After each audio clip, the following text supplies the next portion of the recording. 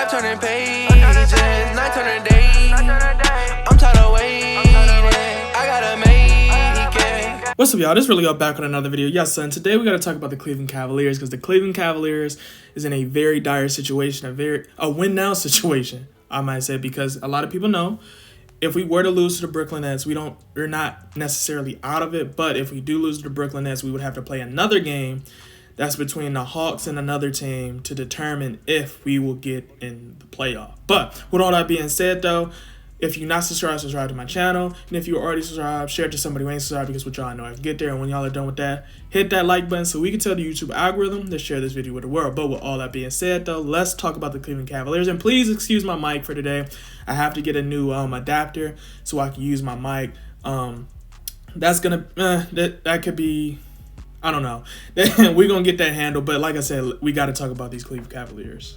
Now, for starters, because this is coming right after the game, like literally right after the game. So it might be some mess ups because I'm getting this out of here as soon as possible.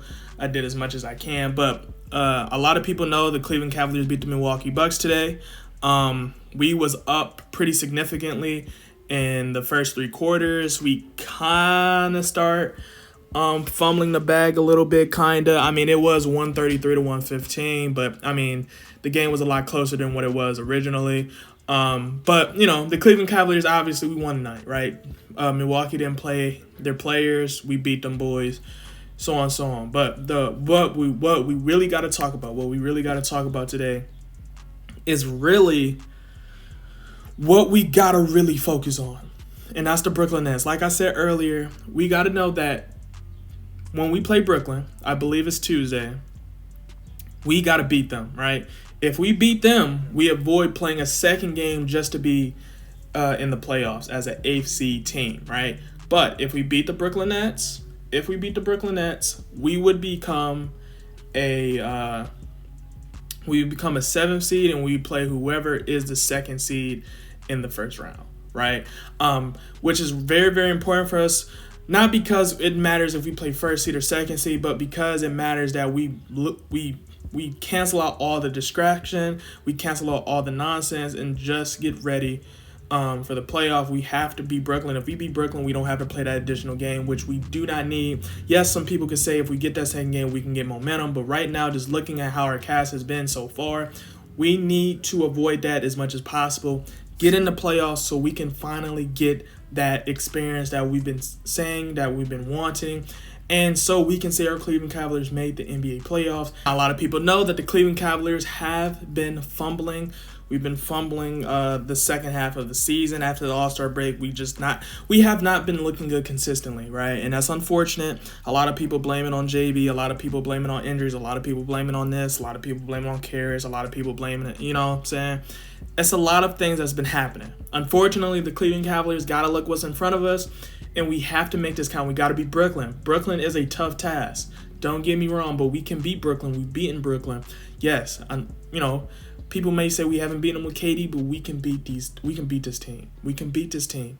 But we have to be on our P's and Q's on defense. We have to collapse on threes because we give up too many open threes. I don't understand it. And we got to use our size. So when we play Brooklyn, I think it would be a great idea for us to actually give Moses Brown some minutes, right? Moses Brown, Evan Mobley, whoever has side Larry Marketing, and we got to beat them down low. We got to get physical to get the Brooklyn Nets out their rhythm, because Brooklyn yes, they have Andre Drummond. Yes, they got Claxton, but they are not really sturdy. Drummond, he's a different player. Yes, he's sturdy, but he can't be in the game forever, right? Which is why you use your bigs to literally get them out of their rhythm and you destroy them. And we know Cleveland can hit some threes. That's not the point. You want to get Brooklyn out the rhythm. You want to slow it down so you do not get in a situation where you're getting killed by the Brooklyn Nets offense. Also got to talk about Jarrett Allen, because Jarrett Allen, assuming Tuesday, we should have Jarrett Allen. That's my lucky guess. Jarrett Allen should be ready to go Tuesday, hopefully, because that would be another player that I'm talking about, that size, that can help us slow down the Brooklyn Nets. We need everybody that we can get, because this is when it's going to matter, right? We need to avoid playing that second game because we would have to play Atlanta. I can't think of the other Eastern team, but I'm gonna have it somewhere. The 9th and 10th team that we may potentially play if we lose to Brooklyn. But we gotta know what we're in, right? Like I think a lot of Cleveland fans understand how important this Tuesday game is gonna be against Brooklyn, because man, we deserve to be in the playoffs.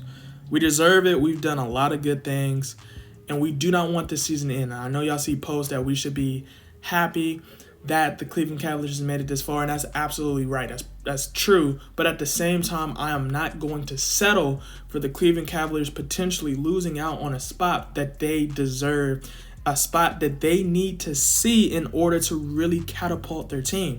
A lot of people's not saying that. A lot of people is going to be like, no. But no, the Cleveland Cavaliers got to buckle down. We have to get right now, right? I know we've been inconsistent in the past, but we have to forget about that, and we have to move forward in order to actually get in there. And like I said, I want to be in the playoffs. Anybody who's truly a Cavs fan wants our Cavs in the playoff, because we want to see what our Cleveland Cavaliers is capable of.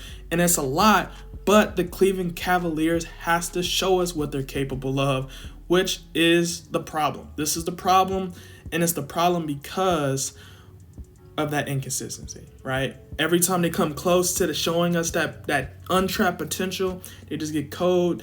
They're not rotating properly. JB Bickerstaff is playing shortened rosters, which is something I am starting to get concerned of, because we have to use a roster. I understand he's trying to play the players that's most likely going to probably play in the playoffs majority of the minutes, but at the same time, we're not in the playoff yet, and you have to secure it. And by securing it, you have to use your depth.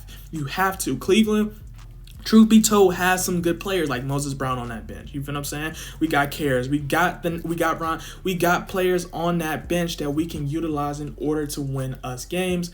But JB Bickerstaff has to make the decision to use those talent, and when he do decide to use that talent, this is what's going to help us catapult our team to the next level, and what's going to help us make the NBA playoff. But down in the comments below, let me know how y'all feel about what I said today, what y'all feel about the Cavs, and what do you think we need to do in order to make sure the Cleveland Cavaliers get a spot in the NBA playoffs.